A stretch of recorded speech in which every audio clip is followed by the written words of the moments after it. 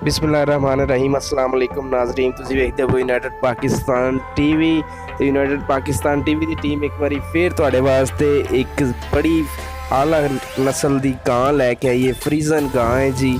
ਤੁਹਾਨੂੰ ਪਤਾ ਹੈ ਕਿ ਇਹੋ ਜਿਹੀ ਚੀਜ਼ਾਂ ਤੁਹਾਨੂੰ ਯੂਨਾਈਟਿਡ ਪਾਕਿਸਤਾਨ ਟੀਵੀ ਦੇ ਹੀ ਪਲੇਟਫਾਰਮ ਤੋਂ ਮਿਲਦੀਆਂ ਨੇ।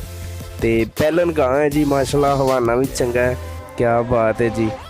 15 ਕਿਲੋ ਸਰਜੀ ਦੁੱਧ ਦੇ ਗਏ ਦੇ ਥੱਲੇ। ਕਿਆ ਬਾਤ ਹੈ। ਤੇ ਬੱਚਾ ਹੈਗਾ ਜੀ ਇਹਦੇ ਥੱਲੇ ਇੱਕ ਪਿਆਰਾ ਜਿਹਾ ਖੂਬਸੂਰਤ ਜਿਹਾ, ਤੇ ਗਾਂ ਵੀ ਮਾਸ਼ਾਅੱਲਾ ਸੋਹਣੀ ਹੈ, ਤੁਹਾਡੇ ਸਾਹਮਣੇ ਨਜ਼ਰ ਆਉਂਦੀ ਪਈ ਹੈ। ਇਹੋ ਜਿਹੀਆਂ ਚੀਜ਼ਾਂ ਜਨਾਬ ਤੁਹਾਨੂੰ ਯੂਨਾਈਟਿਡ ਪਾਕਿਸਤਾਨ ਟੀਵੀ ਦੇ ਪਲੇਟਫਾਰਮ ਤੋਂ ਹੀ ਮਿਲਣਗੀਆਂ। ਤੇ ਸੇਲ ਹੈਗੀ ਹੈ ਜਨਾਬ। ਇਹਦੀ ਡਿਮਾਂਡ ਮਾਲਕ ਨੂੰ ਪੁੱਛੀਏ 2.5 ਲੱਖ ਰੁਪਈਆ ਡਿਮਾਂਡ ਦੱਸਦਾ ਮਾਲਕ।